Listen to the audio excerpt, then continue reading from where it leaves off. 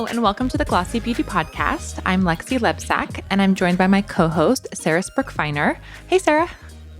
Hi, Lexi. I feel like we have to start the episode today talking about Coachella because we are smack between the two weekends, and there have been so many activations and so many things.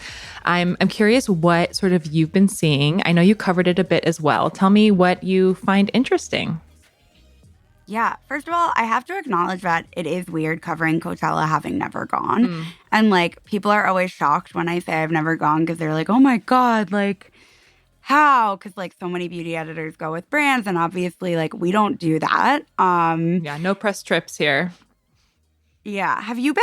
I have been. I've been a few times just for fun. I've also been on a press trip or two in years past, but I haven't been, I mean, it feels like I was just there, but I haven't been since Beyonce.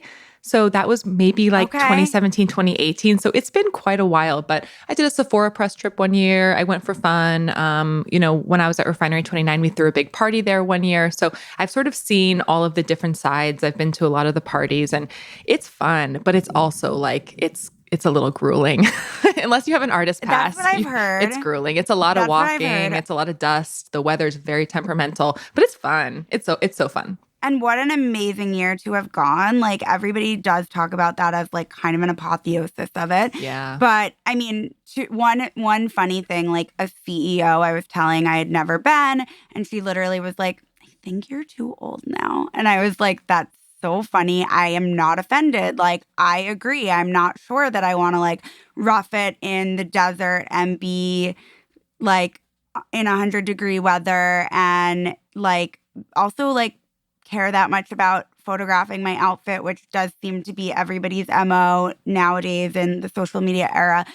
All of that said, like it is this kind of like weird challenge when covering it, but obviously social media brings Coachella to you. And it's funny because I'm sure it's a skewed reality of like what it's really like, of course, but it does make it feel like some things are much more omnipresent than others. Again, I would say like, okay, that's also my algorithm. And but like, I'm curious, like what was the most omnipresent for you? I mean, for me, no surprise, the road event pop-up, I'm not sure the exact terminology, was everywhere. Again, not surprising that Hailey Bieber's brand would have a huge presence when it was Bieberchella, but curious for you what was jumping out. Sure. Well, okay. So first of all, you're not too old. There are different ways to go to Coachella. Maybe just don't camp. I've never camped, but you can camp right around the festival and just walk in. That seems kind of brutal to me in terms of the elements, but you can also get a VIP wristband, which has like much better entrances. So there are various ways to go and there's all ages there, but I do feel you at being like, maybe a decade ago, I would have had a little bit more energy to deal with some of it. But this year, I saw a lot of the road stuff. I saw a lot of content in my feed around the Revolve Festival. I didn't see too much of the other sort of pop-ups and, because there's so many ancillary sort of festivals happening. And what you don't realize if you haven't gone is that they all can be very far from each other. So you can be in a car driving out to Neon Carnival and it's like a 45-minute drive from the festival. So everything's super spread out. So you can't go to everything. I saw a lot of road, a lot of Revolve Festival. But I also covered some of the wellness activations and I thought that brands were doing pretty cool things at the festival as well. So one that I'll mention is Procter & Gamble.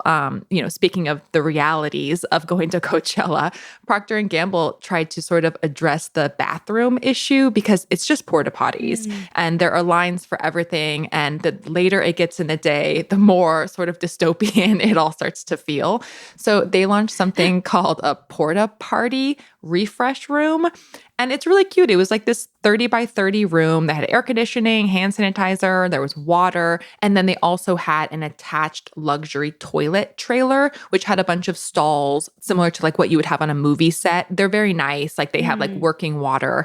And they brought people in to sort of basically give them secret fresh mocktails deodorants and give them always pocket FlexForm pads. So great product placement, great there. And then of course Neutrogena is back and they distribute sunscreen all over the festival and the campgrounds. So those two things I thought were really, really fun. What else are you seeing? I was going to mention Neutrogena too, but quick question about the toilet situation. Was that like a VIP influencer thing, or could anyone go to that? Anyone could. And I haven't seen any Okay, photos that's really or video. smart. I don't know if the lines were very, very long. I'm assuming they were. But I mean, just getting, I think that this year wasn't so hot, but getting in there with the air conditioning, like sampling. And years past when I've been, Sephora did something similar. They did like a big air conditioned tent where you can come sample things and put on a cooling sheet mask and stuff. So I always think that those ones are sort of the most clever, where you're kind of letting anyone in. Anyway, tell me about what you saw. I covered some of the beauty activations for those of you who see our LinkedIn newsletter on Sundays. And it was interesting kind of taking a look at Rhode was an invitation only situation, whereas like Dove, which did sort of more out of home advertising essentially around the sort of geographical locations that Coachella takes place at, including like the airport. Obviously, that's something that everyone would experience. And this one, I'm unfortunately not exactly sure, but on Instagram, having friends that either work with Neutrogena or were invited by Neutrogena, I saw that they are owned by the same parent company as Motrin. And then there was like a Motrin like recovery room. And they had and again, I'm reporting live from Instagram, so bear with me on this. But they had I saw bedazzled Motrin bottles and Therabody massager things, which was an interesting tie-in. So definitely sort of, I think the point you made about sort of the bathrooms kind of speaking to the realities of some of the less glamorous parts of being at a festival. Such a clever way. I think some of the things, I get it, but maybe it can seem a little forced. I thought things about skincare touch-ups, and I wonder other than sunscreen, who's really applying moisturizer in the middle of the day at a concert? Unnecessary. Mm-hmm. I get it. I get that these brands are just kind of trying to figure out what to do, but Motrin, a bathroom, a sanitary pad, those are necessities, and that makes so much sense. And obviously a little more wellness than straight up beauty, but good, clever ways to involve oneself. Deodorant was what Dove honed in on, which also makes a ton of sense. I will say it's almost a bit like two worlds out there, because everything is really spread out. And a lot of the time, the people who are going to the parties and the ancillary festivals aren't necessarily going to the actual festival. Some people just go out there for the parties, and there's more than enough events and parties and after parties and mini festivals to keep you busy the entire time. Yeah, it also does seem like there's sort of a stratification happening between the creators that are sort of having one experience and a sort of 100%. Very VIP, they're paid to go. Sure. Even some of our, beauty editor friends are having much more, like that versus people that are truly going to see the music. Anyway, lots with Coachella, and there's a whole other weekend. But tell me who's on the podcast this week? Yeah, this episode I'm really excited about, even though I say that every week. But Michael Malinsky, the co-founder and CEO of Wonderskin, is on the podcast this week. And Wonderskin has one of those very unique stories. I know you're super familiar with the brand because we've all been reporting on it off and on the last few years here. But for anyone unfamiliar, they are a brand that launched in 2020 with a hero product. It's called Lip Blading Peel Off Mask. It's very visual. You put it on, it's bright blue and metallic. You let it sit, you peel it off, and you have this stunning shade that lasts hours and hours and hours. They have sold, Sarah, 6 million units of the lip blading peel off mask. Total game changer for the lip industry. It's spurred a lot of copycats. It's changed the category. But I think my real question for Michael, and what we kind of get to in the interview, is how do you become an actual beauty brand after you have a viral launch? Like, how do you launch more products? How do you determine your growth? How do you go from social success to retail success? So, Michael went through a lot of that with me. He had a lot of great insights. We talk about the retail strategy, unique challenges. We talk about his wins and struggles when launching more products. Yeah, it's a pretty good conversation there. I'm assuming you've seen all the Wonderskin stuff through the years online. Yes, and I did a newsletter just a couple weeks ago about sort of the new era of long wear makeup that they were featured in, because obviously, like they were like the first brand I knew had to be in the story, and I sort of like observed interestedly as they launched into Sephora a couple of months ago, because we're obviously seeing retailers pay so much attention to what is getting traction on social and sort of adapting accordingly in a way that I think is somewhat new. Like that sort of, we see retailers have shelves that are like hot on TikTok, and that sort of blurring of the lines of like IRL and URL, so to speak. So yeah, it sounds like a really, really interesting episode. Yeah, he really gets into it, and I've talked to him a few times through the years, and he's very candid, which is one of the reasons why I was excited to sit down with him. Here's my conversation with the co-founder and CEO of Wonderskin, Michael Malinsky.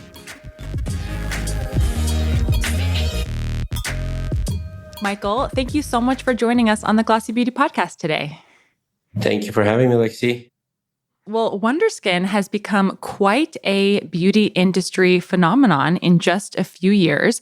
You launched with a wildly successful, viral, trendy product with the lip stain mask. And then you went on to did something that I think a lot of beauty brands are just still trying to do years and years in, which is you successfully tackled all of these next hurdles. You expanded the line, you diversified your distribution, you entered traditional beauty retail with Sephora, and then last year you took on $50 million in Series A funding.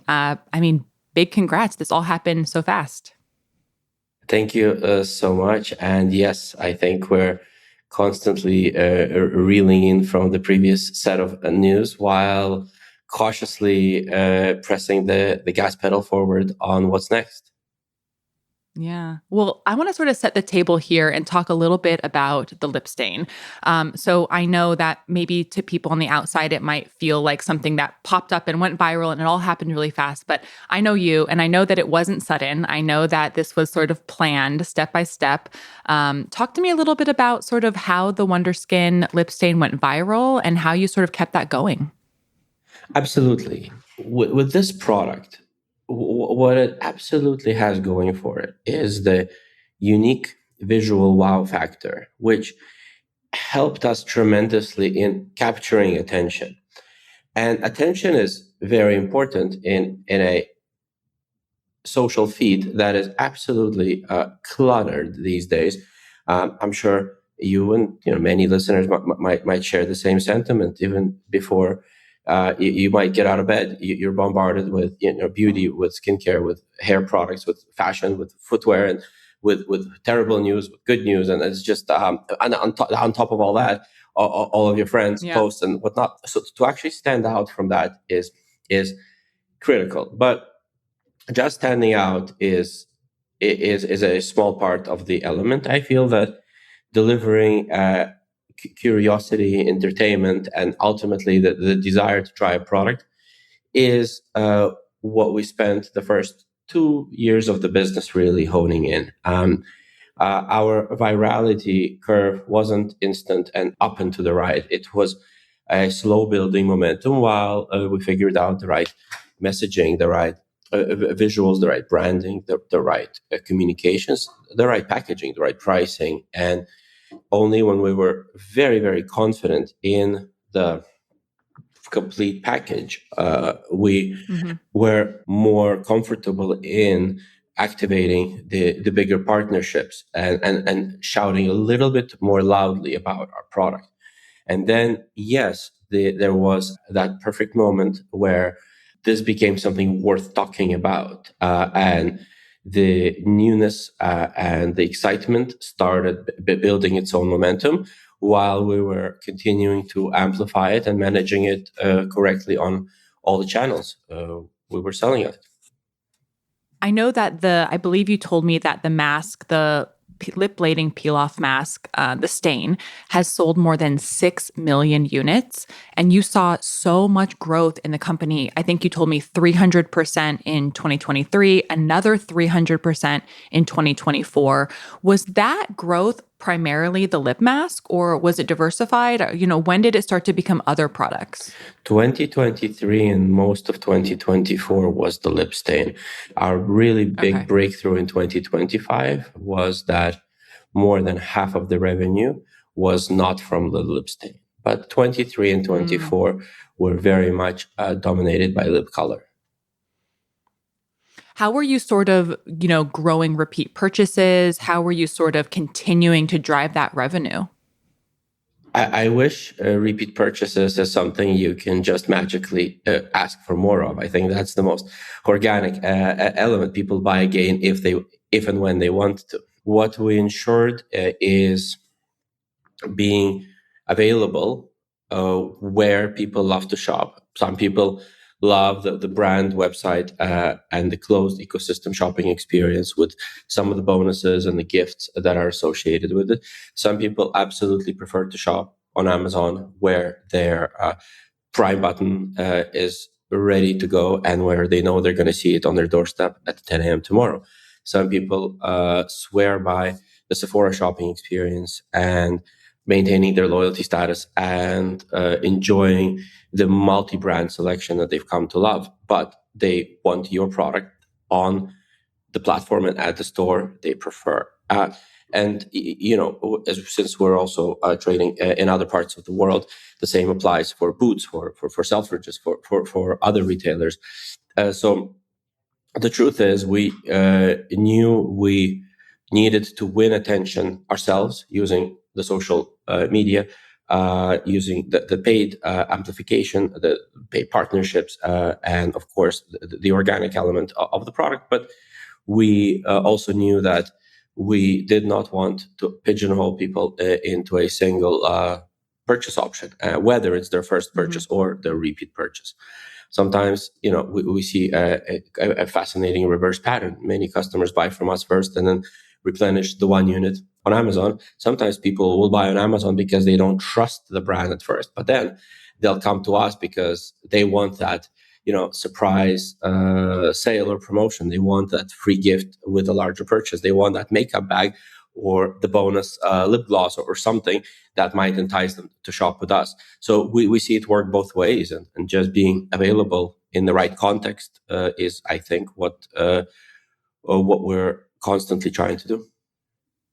When you launched the lip stain, was it the first product you launched, or was it just the one that went super viral? And what did the sort of iterative journey look like? Because I know that you are a DTC and Amazon expert. I'm sure you were doing some testing along the way. Talk to me how you sort of landed on the final product with the lip stain. So the lip stain was definitely the hero product in the brand. Sure. It was by design a couple of auxiliary products that were developed right out of the gate. And that is a lip scrub, which creates a perfect prep for the lips. It was a lip gloss, which at the time we only had in one clear color. But those were always designed as the auxiliary and additional items. We were never looking to, create a new brand with a lip scrub because there just isn't enough oomph, there isn't enough excitement, and there isn't enough virality there whatsoever. Even though our lip scrub is phenomenal and it's also sold probably close to 1 million units by now, but it's never the one you hear about. So the truth is, by design, the lip stain was the hero, and by design, some additional products were always there along the way to offer a more complete package to those people who wanted it. Talk to me about the various ways where you sort of grew that popularity early on. I know you did a partnership with Chipotle at a certain point, and you did 10,000 sort of Chipotle-themed products. What else sort of went into this sort of explosion of popularity that drove what's now, so many sales? The Chipotle came a little further into our journey. I think that was the first Chipotle drop was in the middle of 2024 with only 10,000 units, and that sold very fast. We actually had a second, a much bigger Chipotle drop in 2025 that sold 30,000 units in about 48 hours. And that was just Wow. one of the pieces. I believe, partnering with the right creators, the right designers, the right makeup artists at the right time has helped us a lot. And being able to be truly discovered rather than forcing our way into people's attention and feed has ensured that there is this excitement around the product. I think it would be fair to give some credit to some of the big TV channels. We were very fortunate early on to have a few great clips, I think, on the Today Show, on Good Morning America. These are all watched by millions of people and add a lot of credibility to the product. We had traditional PR communicate and share the product with beauty editors who at first were skeptical, and then after some persistence were actually very big fans and have again contributed to the credibility and trust of the product. And then we made sure that any such moments or glimpses of third-party credibility were always amplified and viewed both by future customers and by present customers to strengthen the belief around what we're building. You've been in the beauty industry in a couple different ways for a while now. As you saw the sort of success of the lip stain, were you ever nervous that you wouldn't be able to replicate it, that you wouldn't be able to turn this into a full-fledged beauty brand? What did that sort of feel like? How did you sort of take those next steps to expand? I think the e-commerce or the digital entrepreneurs anxiety is always there because whenever something is working well in digital, there's always the concept of the half-life, because at some point it will be less efficient. At some point it will be less viral. An ad that is performing really well today will not perform as well 2 weeks from now, all else being equal. So that, of course, extrapolates into bigger concepts as the entire product. We knew we wanted to continue developing in this niche that we found for ourselves, which is life-proof, long wear, exciting, innovative beauty. And as early as 2023, we started paving way with our lab. And we are a business. We're not just a marketing arm. We have a lab as well, and we constantly evolve, innovate, and look to push the envelope internally, not just waiting for someone else to come up with something and license it. And there was a big North Star in developing the next hero product. And we have looked at many different items. We have, in fact, played around and launched a couple of concepts at a very small scale where we, tested, learned, and understood what kind of product would be best suited to continue the journey. And I think the second product that we've really zeroed in on as the next Wonderskin innovation was a product in the eye category, which is our eyeliner. We aptly called it the 1440 eyeliner after the 1440 minutes that are in a day, in a small token to how long it's meant to last. I love that. And we began working on delivering that into the ecosystem that we have built up. Wow. What were the other products that didn't fare as well when you tested them? There was a hybrid sort of skincare product which looked interesting on paper, but lacked certain elements of virality and visual excitement.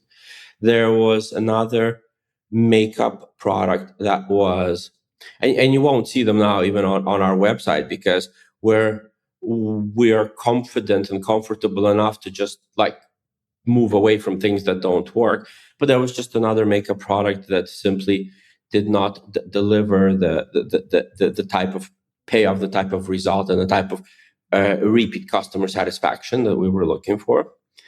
And so right around, the time we launched the eyeliner, we actually began working on the next 3 additional products, which are all, we have actually 4 independent hero product funnels now that are driving new customers into the business.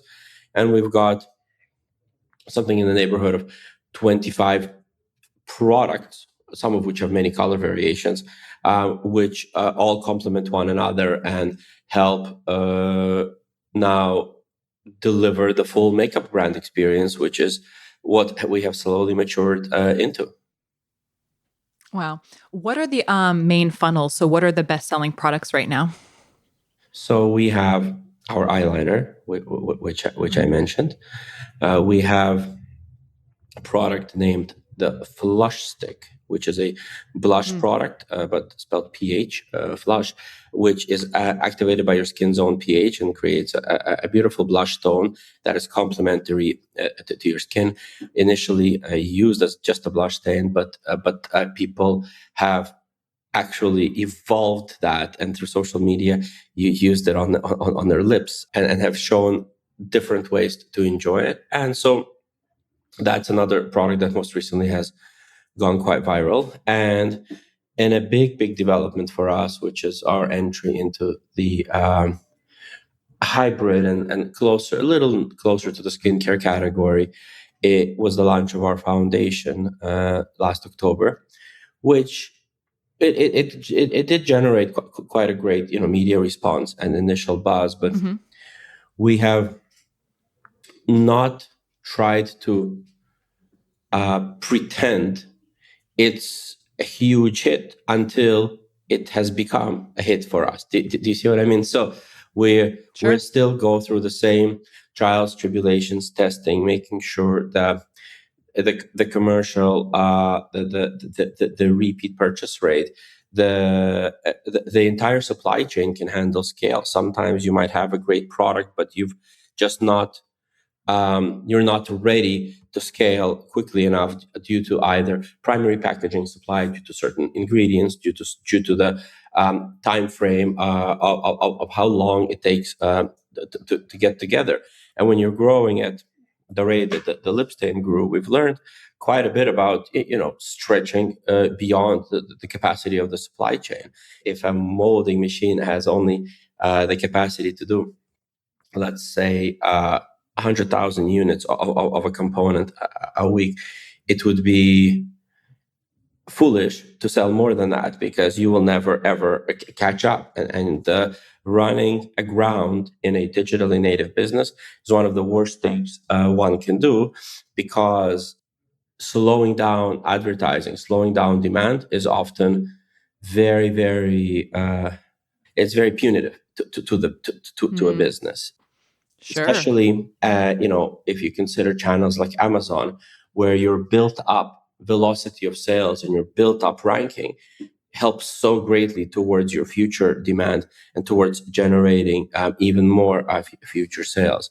So we always try to create a gradual growth curve and never try to, shoot a rocket into space, which I guess now is very aptly popular given the latest news. Yeah, no, that's so true. How did you sort of going back to the lip stain then with what you just said, how did you know that the lip stain was ready to go viral? I mean, if you could sort of control that. I mean, how did you know your supply chain was ready? How did you know that the distribution was ready? It must be challenging there. Well, there is always an element of surprise, because Sure. we did not predict the scale on several occasions, but we were fortunate enough to be a little bit prudent in our planning and always keep a buffer of the things that take the longest. So, for example, if we know that our primary packaging takes longer than usual due to where it's made, we might look to procure more several months buffer of it to help us absorb any sudden increases in demand. We actually manufacture the actual manufacturing of our products does take place in the United States, and that did help us greatly because there were times when we knew that it was finished and it was on a truck to our warehouse and it would be ready to dispatch tomorrow. And I would tell the team, hey, okay, you can turn it on the website because the sales from today are going to ship tomorrow and it's good to go. Another thing that really helped us is the availability of the product in several colors. At first it was 6, then it was 9, then it was 12, now we have 18.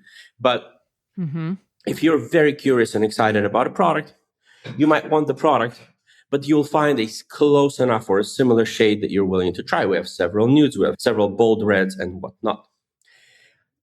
Foundation is very different. We have to be much more careful in foundation because if you're, this color in foundation, it won't make you feel any better that I have that color available if yours isn't.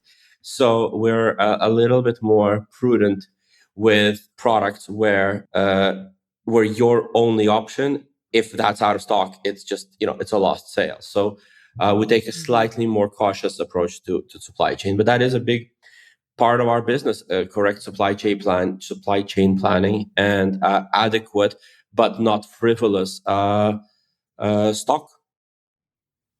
As you've grown Wonderskin, I'm curious, the success of the eyeliner, did you leverage the lip product into success in eyeliner through various methods, or was this more of an organic thing that took off as well? There's absolutely some goodwill that is earned through having a recognizable name, a recognizable logo, a recognizable brand, and some existing history, often with affiliates with bloggers, with makeup artists. So I would be lying if I said that starting a eyeliner franchise within a beauty business is a completely blank slate. However, the actual decision to purchase a new product in the eye category, even by a customer that otherwise knows us, is still an all new decision in an all new category. So you still have to earn that excitement. You still have to earn that first bit of trust, and that did take its own share of planning, testing, and effort. It was not just a guaranteed +1 item sale. And to this day, we have many people who've bought the lip stain who will not try an eyeliner for whatever reason, and we have many people who've bought the eyeliner who may not be willing to go away from their lipstick. And that's the beauty of having multiple ways for people to discover your brand. Of course, the more people get to journey through your site, through your categories, through your product selection, and visit you holistically as a brand versus visit your product page as an individual advertisement, the more likely they are to then give your entire brand trust and look at bundles, look at complete sets, and what have you. One of the ways, and I'll quickly mention this, is we've created a couple of years ago, maybe 2.5 years ago, this shop the look concept, where anytime a creator or blogger or somebody would create a whole look with our product, we have that look available on the site with the video and the tutorial of how to do it with all the products used in that look.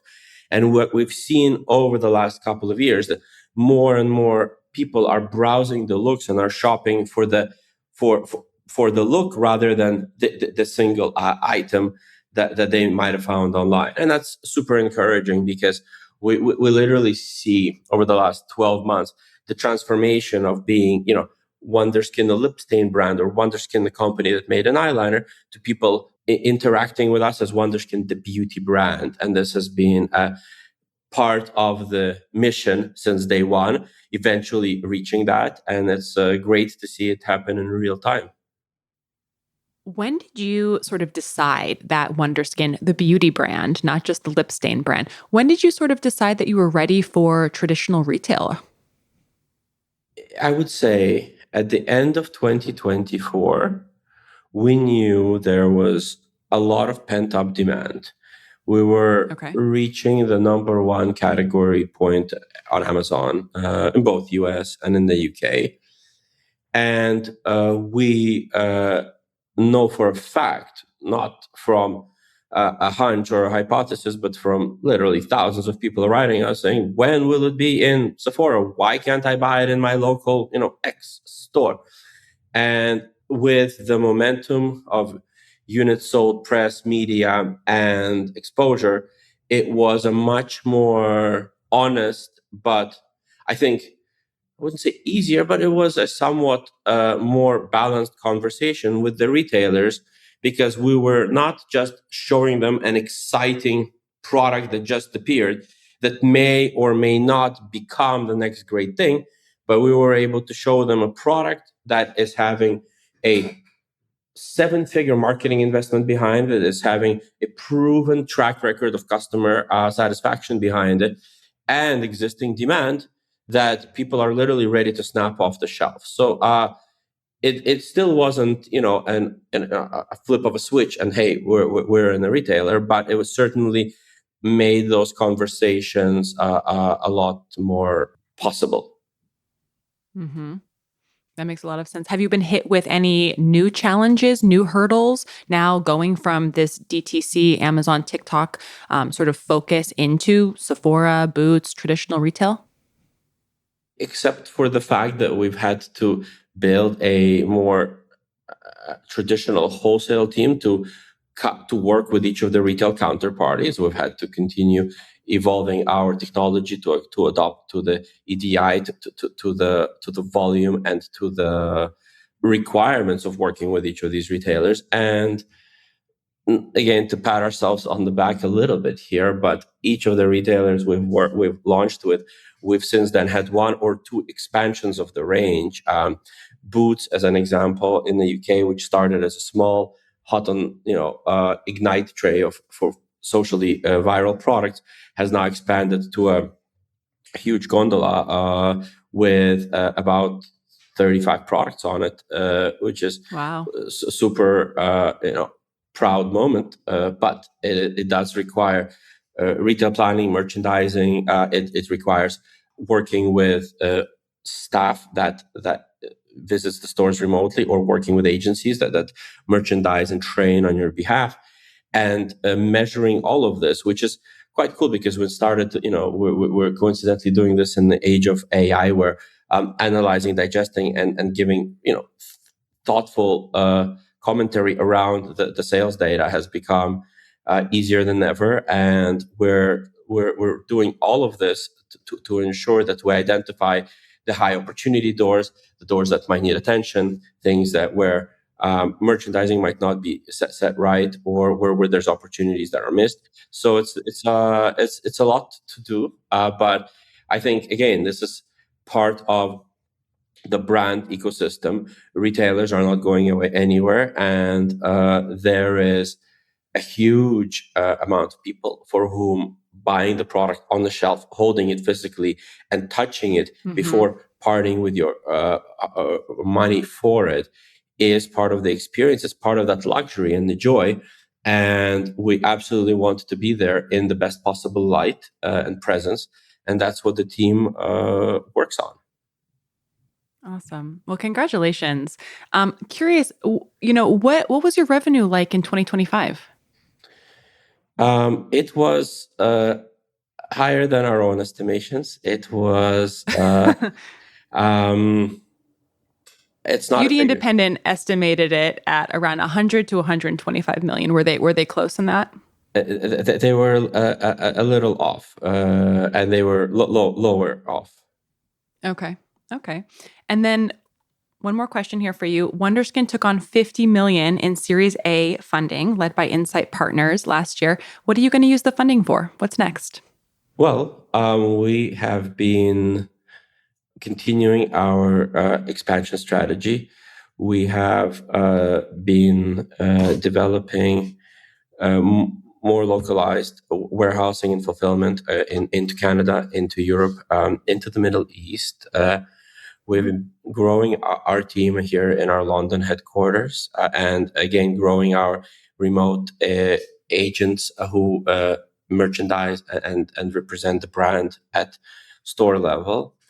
And we have been busy developing the future formulas of Wonderskin, which of course each tell its unique story, and some of which are hopefully the next hero products, the next time you and I speak, Lexi. So the expansion into retail is not a inexpensive affair, because there are costs related to the initial VM, the merchandising, the build outs, and there are costs related to servicing that correctly. But it is by far still, made that, the investment made us stronger. It made us faster. But what it didn't make us is make us sloppy or very trigger happy, because if anything, it made us even more financially lean and conservative.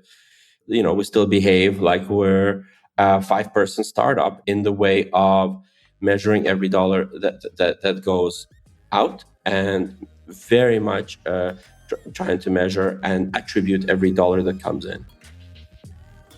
Awesome. Well, Michael, big thank you for coming on the podcast, and congratulations on all of the success over the last few years. We're going to keep watching along with your journey. I really appreciate your time, Lexi. Thank you for the invite.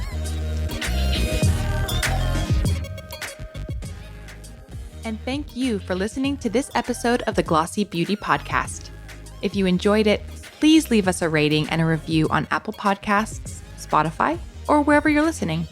And for even more coverage on the beauty industry and more, please visit glossy.co/beauty.